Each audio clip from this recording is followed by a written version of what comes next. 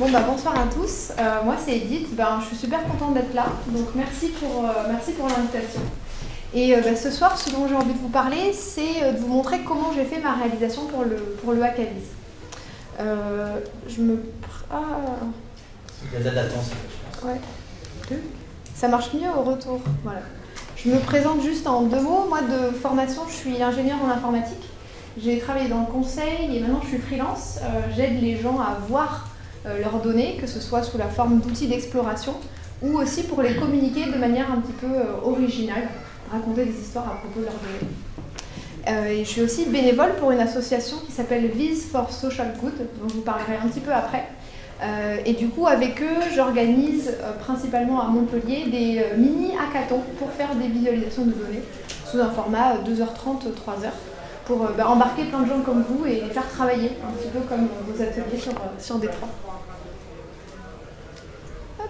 Du coup, ce soir, on va parler de quoi? De processus de création d'une visualisation de données. Alors, pour que ce soit bien clair, c'est un exemple. Ça n'a pas du tout vocation à être la bonne manière de faire ou quoi que ce soit. Moi, ici, je veux surtout vous partager comment j'ai fait, les galères que j'ai eues, les outils qui m'ont aidé, ce que j'ai appris. Et au travers de ça, vous donner envie de faire des visualisations, vous amener une autre perspective, vous montrer des outils, vous inspirer, vous pousser à en faire. Donc c'est une petite contribution. Et du coup, il y aura un petit bonus avant, un petit bonus après. Et dans la présentation, je vous parlerai du processus général, du Hackaviz, même s'il a déjà été présenté. Et voilà. Et du coup, juste avant de démarrer, je voulais faire un petit sondage parmi vous. Est-ce qu'il y en a qui, soit dans leur métier, soit en hobby, font des visualisations de temps en temps, ou souvent? Ouais, quand même pas mal.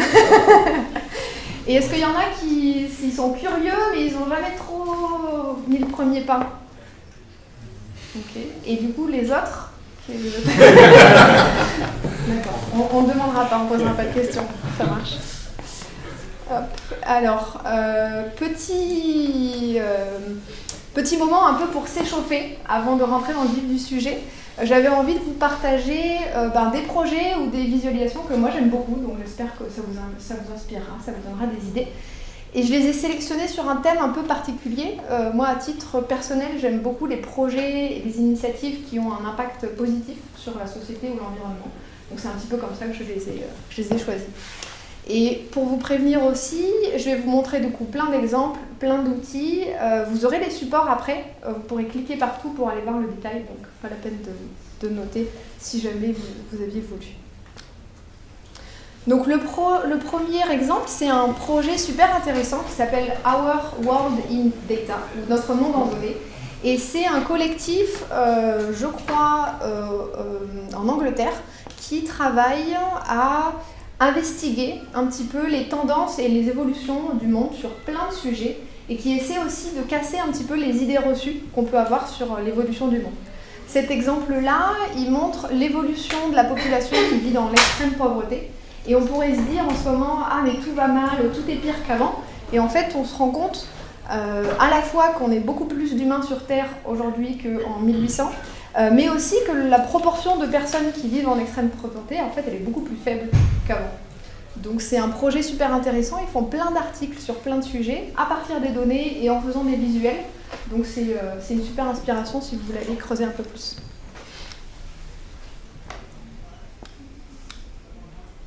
Le deuxième dont je vous parlais avant, c'est Viz for Social Good. Donc c'est basé aux États-Unis, mais ils sont présents dans plein de pays. Et le principe, c'est chaque mois de mettre en relation une ONG qui a des données, mais qui ne sait pas trop quoi faire avec, et des bénévoles, des gens qui travaillent dans la visualisation de données ou qui s'intéressent, pour les faire travailler sur des projets, pour visualiser des données, pour communiquer. Et ils ont fait vraiment des projets très intéressants, par exemple avec les Nations Unies ou l'UNICEF. Et ça, je vous en reparlerai après, mais tout le monde peut proposer des choses et expérimenter. Donc c'est aussi une super initiative.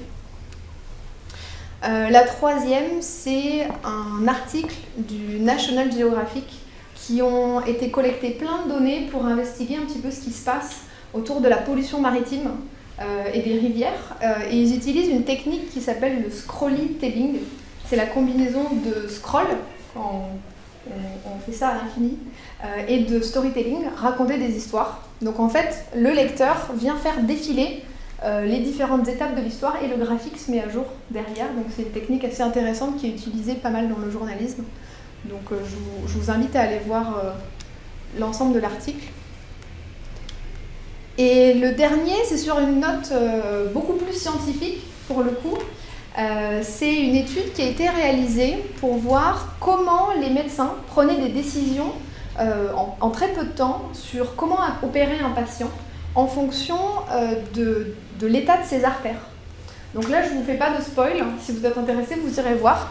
En fait, ils ont regardé en fonction de la couleur, donc plutôt arc-en-ciel ou plutôt sobre, et en fonction de si on regarde en 2D ou en 3D, en fait, qu'est-ce qui est par la perception le plus efficace pour les médecins de prendre des décisions. Vous me regardez tous avec des yeux bizarres, ça va? J'ai une question, s'il vous plaît. Sur la première représentation, ils ont pris en fait, peu importe l'année, 1,90$ comme référence. Ouais. Mais est-ce que c'est réaliste? Est-ce qu'en 1850? C'est ajusté avec l'inflation. Enfin, je sais qu'il y a des... Je ne saurais pas te répondre précisément, mais il y a des précautions qui ont été faites là-dessus. Et donc, c'est pas juste $1 sans rien. Donc, mais pour le vrai détail, je ne sais pas te répondre, mais regarde l'article. Ouais.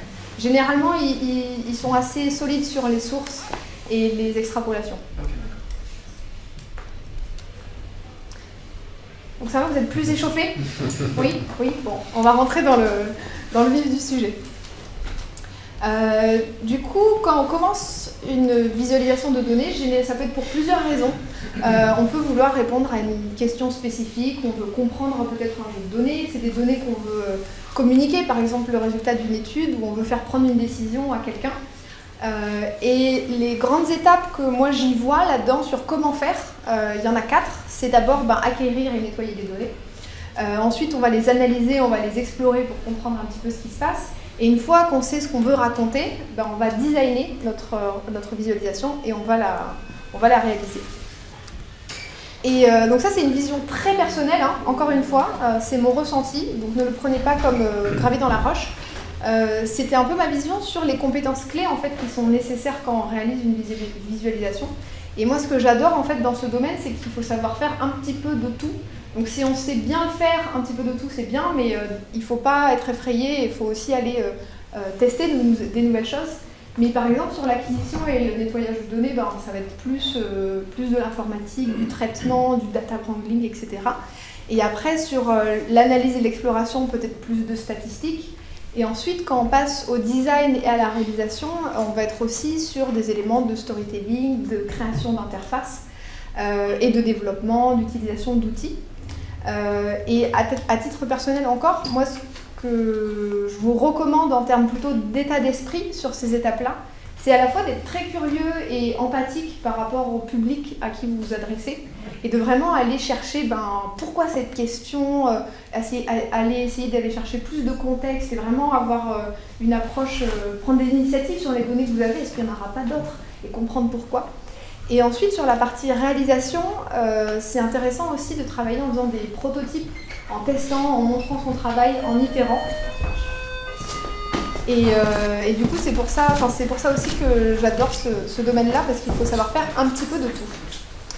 Donc ça, c'est dans la théorie. D'abord, on acquiert ces données, ensuite on les analyse, ensuite on design sa visualisation, ensuite on réalise. En fait, ça, c'est la théorie. La pratique, c'est plus ça. Parce que généralement, on acquiert des données, on essaie de les comprendre. On va se dire, oui, on pourrait le visualiser comme ça. Et après, on se dit, ah, mais là, j'ai vu qu'il y avait un élément particulier. Ça me fait penser à autre chose. Et si je mettais d'autres données avec et que je le regardais sous un angle différent, qu'est-ce que ça ferait? Donc, c'est un petit peu un méli-mélo. Il faut être assez flexible pour ne pas avoir du mal à revenir en arrière puis revenir en avant. Mais c'est toujours passionnant. Du coup, vous avez déjà présenté le meet-up, donc ça vous savez. D'ailleurs, les chiffres sont peut-être pas à jour. Et le Hackaviz, pareil, du coup, le principe c'était en mars dernier de raconter une histoire avec des graphiques en 10 jours, seul ou en équipe. Et les données, c'était des données sur la région Occitanie. Et il y avait plein de choses. Il y avait pour chacune des communes sa localisation géographique, le nombre d'habitants et son évolution dans le temps. Il y avait des données sur le revenu des personnes, sur l'altitude, sur les routes. Il y avait aussi des informations sur les commerces. Donc c'était un petit peu un fourre-tout de plein de choses, mais au moins c'était bien trié, bien ordonné. Et du coup, le job des équipes, c'était de se dire, qu'est-ce qu'on va trouver là-dedans, qu'est-ce qu'on va pouvoir raconter. Donc ça ressemblait un petit peu à ça, grosso modo. Un petit paquet de 12 mégas. Et du coup, ce qui était super dans ce Hackavi, c'est que les données étaient très propres. On savait exactement ce qu'il y avait dedans. Donc il n'y avait pas cette étape d'acquisition et de nettoyage de données. Donc merci. C'est merci. Et du coup, moi, ce qui m'a... A posteriori, je pense que c'était plus facile de faire cette distinction. Mais moi, j'ai eu vraiment deux grosses phases dans cette réalisation-là. La première, c'était de trouver l'histoire, en fait, construire du sens à partir des données. Qu'est-ce qui se passe, par quelle langue je vais y attaquer, qu'est-ce que je veux dire, en fait. Ça, c'était un gros morceau. Et une fois que ça, c'était clair, que les messages étaient précis, c'était, en fait, comment je représente ça efficacement. Comment la personne, quand elle le lit, en fait, elle arrive à la même conclusion que moi, mais en 5 minutes, quoi. Donc, c'est un peu ces deux phases-là que je vais vous présenter. Donc, dans la première, moi, dans mes projets d'avant, j'avais pas mal travaillé avec Google Sheets. Bon, c'est pas top pour une ingénieure, mais bon, c'est quand même super pratique pour faire du prototypage et tester plein de choses rapidement. Mais là, je me suis dit, c'est peut-être un petit peu le moment de passer au niveau au-dessus. Et comme je connaissais un petit peu Python, c'était l'occasion pour moi de tester les notebooks aussi avec Jupyter. Et en fait, à chaque étape de son code, on peut voir le résultat et c'est assez flexible comme environnement, j'ai beaucoup aimé. Et du coup, c'était le moment de mettre les mains dans le cambouis. J'ai passé beaucoup de temps à regarder un petit peu tout ce qu'il y avait, comment chaque variable se comportait, vraiment à retourner ça un petit peu dans tous les sens. Et à un moment donné, il fallait que je fasse un focus en fait pour me concentrer sur un axe particulier. Et ce que j'avais un peu une intuition sur pour investiguer plus le nombre d'habitants en fonction du temps. C'était quelque chose que je me suis dit, avec l'évolution temporelle, on pourra peut-être raconter des histoires un petit peu plus en détail. Mais je me suis dit, juste ça, c'est peut-être un peu léger. En fait, comment je pourrais l'enrichir pour avoir un cadre, donner un peu du contexte. Et du coup, quelque chose qui était finalement assez facile à faire, c'était de catégoriser les communes en fonction du nombre d'habitants. Donc on a des métropoles, des moyennes et grandes villes, des villages. Et ça, à partir de ce moment-là, c'est beaucoup plus facile en fait, de regarder des tendances en fonction des catégories. Donc c'est un aspect qui m'a beaucoup aidé, c'était de me dire comment je peux rajouter du contexte. Et à partir de ça, en fait, j'ai fait un peu, toujours dans l'exploration, des croisements dans tous les sens. Qu'est-ce qu'on voit si on regarde sur une carte? Qu'est-ce qu'on voit si on regarde la répartition, la proportion entre chaque année au global? Et du coup, là, c'était vraiment aussi de l'exploration dans tous les sens. Mais c'était plus simple en fait que le périmètre était un petit peu restreint par rapport à toutes les données qu'il y avait au départ.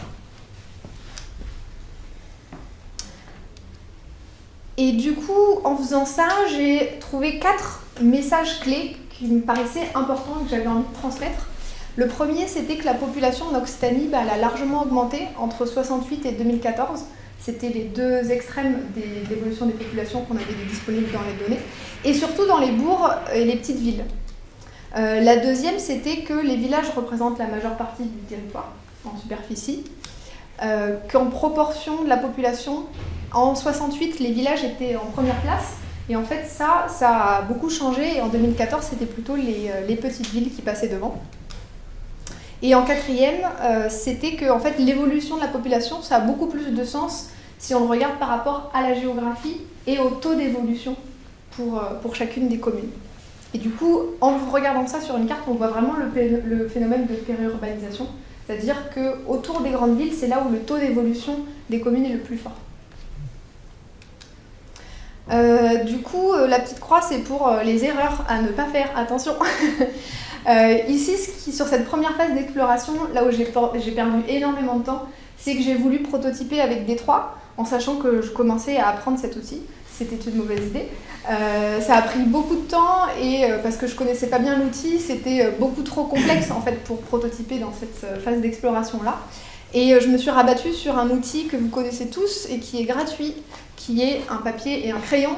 Et en fait, c'était beaucoup plus facile pour faire des premiers tests de à quoi ça pourrait ressembler, comment je pourrais plus explorer, quels axes, etc. Donc ça, je vous invite à toute étape d'un projet, c'est vraiment très utile et c'est accessible à tous. Et du coup, à ce moment-là, j'avais mes 4 messages clés et je me suis dit, en fait, le plus simple, c'est de trouver une représentation visuelle pour chacun de ces messages-là. Et pour ce faire, j'ai utilisé D3, j'étais bien lancée, donc j'ai continué. Et ce qui est chouette dans cet outil pour créer des pages web interactives, c'est qu'on peut vraiment créer de zéro.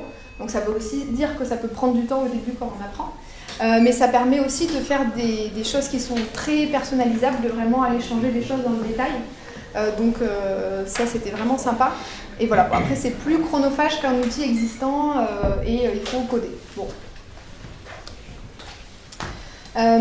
Et à ce moment-là, j'avais mes 4 messages clés, mais j'avais vraiment la tête dans le guidon, la tête dans les données. Je ne savais plus pourquoi je devais visualiser, qui, comment, qu'est-ce que je vais faire maintenant. Et un peu par hasard, je crois, sur Twitter, je suis tombée sur les slides d'une conférence qui avait été faite par Lisa Crost, qui travaille chez Data Wrapper. Peut-être certains connaissent, ils ont créé un outil de visualisation pour les journalistes, mais que tout le monde peut utiliser. Et elle a fait un super talk sur les objectifs de la visualisation de données.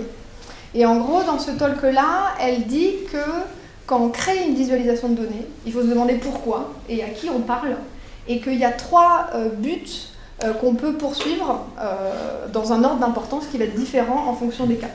Le premier but qu'on peut poursuivre, c'est attirer l'attention de la personne, proposer quelque chose de beau esthétiquement qui va capter l'attention, qui va vraiment emmener les gens à vouloir lire en fait, ce que vous leur présentez. Le deuxième, c'est la compréhension. En fait, vous avez un message à faire passer, le résultat d'une étude, vous avez vraiment envie que la personne, elle voit les étapes, elle comprenne ce qui se passe et elle repart et elle se rappelle. Le dernier point, c'est l'implication. Vous voulez créer une réponse émotionnelle chez la personne et la pousser à agir, à faire un don ou à prendre une décision, à faire quelque chose de spécifique. Et ça m'a bien aidé. Je me suis dit, en fait, moi, avec ma visualisation, qu'est-ce que je veux faire concrètement ? Et le point qui était le plus important pour moi, c'était la compréhension. C'est-à-dire que ces messages dont je m'étais rendu compte en fouillant dans les données, je voulais vraiment qu'ils arrivent dans la tête de la personne qui lisait. Donc c'était vraiment là où je voulais mettre l'emphase. Et bien sûr, si c'est un petit peu attractif et que ça engage un petit peu, tant mieux. Et du coup, je me suis posé la question, donc ça c'était un peu un phare dans la deuxième partie de la réalisation. Et je me suis dit, au-delà de ce talk, au-delà de ces 3 buts, en fait, comment moi concrètement je peux activer ça dans mon projet, comment je fais à partir de ça. Et du coup, j'ai essayé de détailler en fonction de ces 3 buts, comment on pouvait l'implémenter concrètement quand on crée une visualisation. Du coup, sur la partie de l'attention, alors pareil, tout ça c'est personnel, vous pouvez avoir votre propre avis. Donc sur la partie de l'attention, c'était de faire quelque chose, de produire quelque chose qui était clair, concis, élégant, avec pas de fioritures partout. Avoir un choix, s'il n'est pas bon, au moins conscient des polices et des couleurs, vraiment se poser la question pourquoi cette police, pourquoi cette couleur, quelle est mon intention derrière. Sur la partie de compréhension, en fait, quand on a des données, en fonction du message qu'on veut faire passer et du type des données, il y a peut-être un type de graphique qui est plus adapté. Donc faire le bon choix là-dessus, ça peut vraiment aider à la compréhension. Ajouter des annotations, tenir compte de la perception graphique et de la cohérence. Si on parle de la même chose sur plusieurs graphiques, faire attention à bien utiliser les mêmes couleurs, par exemple. Ça peut aider à comprendre beaucoup plus vite. Et sur la partie engagement, des animations, des transitions, la capacité d'explorer, ça marche pas mal. Et ça, c'est pas possible dans tous les cas, mais réfléchir aussi à la relation qu'on peut avoir avec l'utilisateur, ou en tout cas le lecteur. Il y avait un exemple super chouette qui avait été soumis pour le Hackaviz d'une personne qui allait créer une visualisation où quand on arrive sur l'interface, en fait, ça nous pose la question, en fait, vous habitez dans quelle ville ?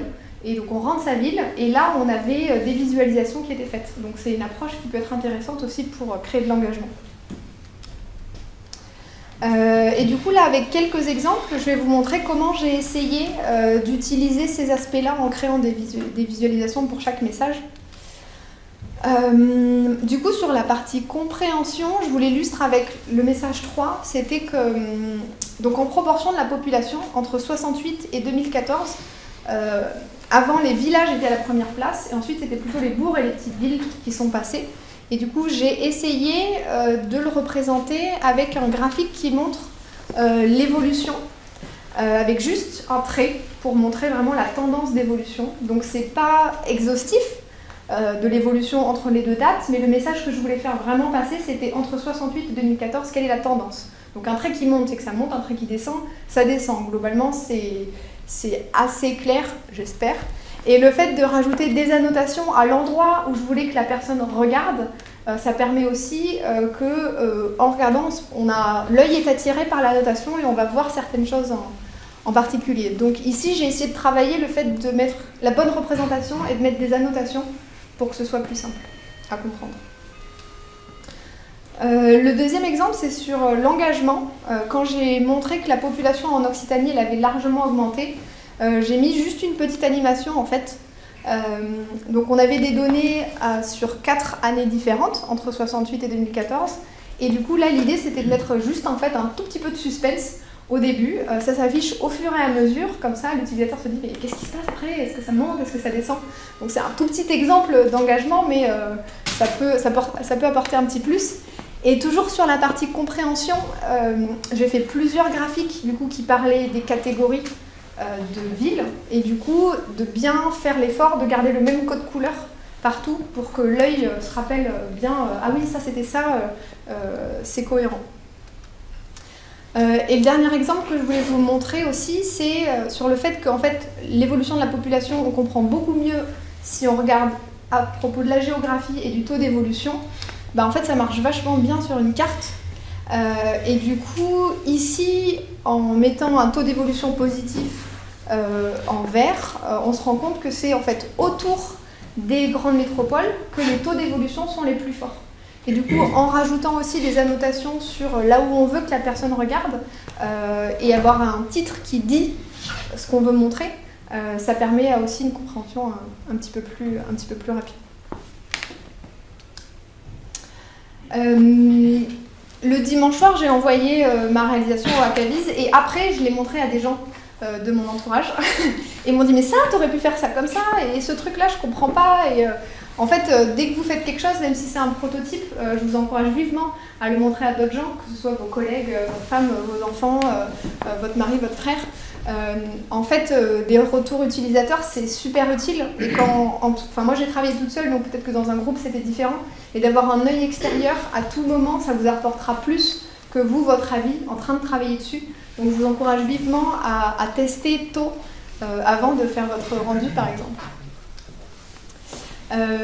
Et sur la fin, je me suis fait un petit kiff en faisant un graphique très original pour montrer le lien entre l'âge et le taux d'évolution de la population. Donc c'est joli, il y a des couleurs et tout.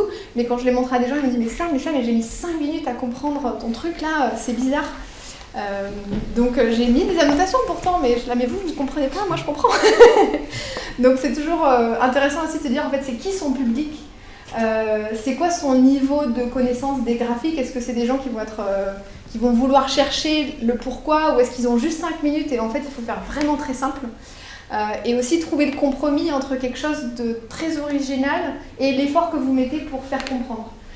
Si vous faites quelque chose de très spécifique et qui change vraiment, ça se trouve c'est chouette, mais prenez le temps d'expliquer comment le lire peut-être étape par étape. Et à la marge, sur un volet un peu plus technique, on avait un gros fichier. Donc sur certaines choses, moi j'avais pré-analysé, pré-processé les données pour en faire des formats un petit peu plus petits, qui faisait que sur une page web, ça mettait un peu moins de temps à charger. Donc je peux vous montrer rapidement à quoi ça ressemble, la visualisation finale.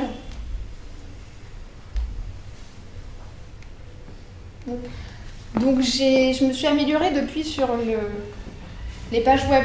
Là, j'étais très focalisée sur la visualisation, vous ne m'en tiendrez pas rigueur. Donc là, c'est la première partie où on voit l'évolution de la population, qui est d'habitude un tout petit peu plus fluide. C'est important aussi dans l'interactivité, ça.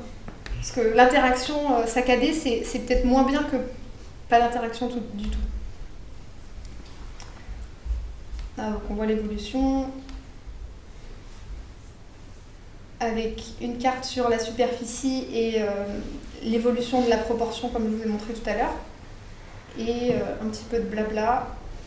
Et la carte ici, où ensuite on peut aller voir un peu plus en détail comment ça se passe sur des attributs différents, par exemple la moyenne d'âge ou le revenu médian, qui ne s'affiche pas. Voilà, ça change de couleur. Ouh, et le truc bizarre qu'on ne comprend pas. Donc vous pouvez aller le revoir si vous voulez.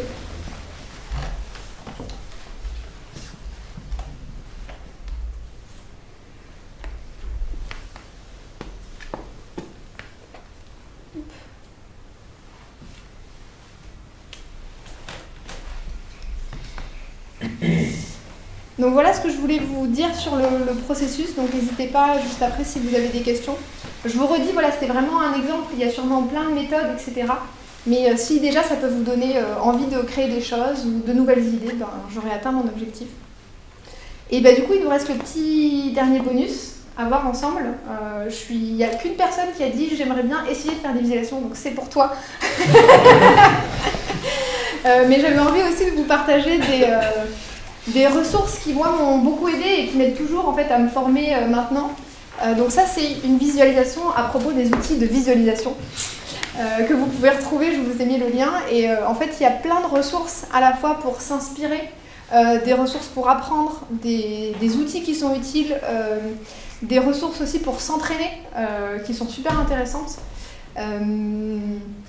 Bon, il y en a vraiment plein, il y a des MOOC, il y a des podcasts, enfin, il y a énormément de choses et puis on est à une époque quand même super intéressante d'avoir énormément de ressources disponibles, donc si c'est des sujets qui vous intéressent, bon, je pense que je vous apprends rien, ça vous le savez. Moi au début j'ai eu un peu de mal à me lancer dans le Hackabis parce que c'était vraiment très très gros et du coup je vous conseille, si vous ne savez pas par quoi commencer, bah, vraiment commencer petit avec des outils que vous utilisez déjà. Je vous ai mis plein d'exemples. Un papier, un crayon, ça marche avec aussi des mises en forme conditionnelles et 2-3 formules sur Excel. On peut faire vraiment des trucs super chouettes. Il y a des gens qui ont fait des super tutos sur comment faire un Gantt ou plein de graphiques super complexes juste avec Excel. Donc en fait, ne pas coder et ne pas connaître d'outils, ce n'est pas du tout une excuse, vous pouvez le faire.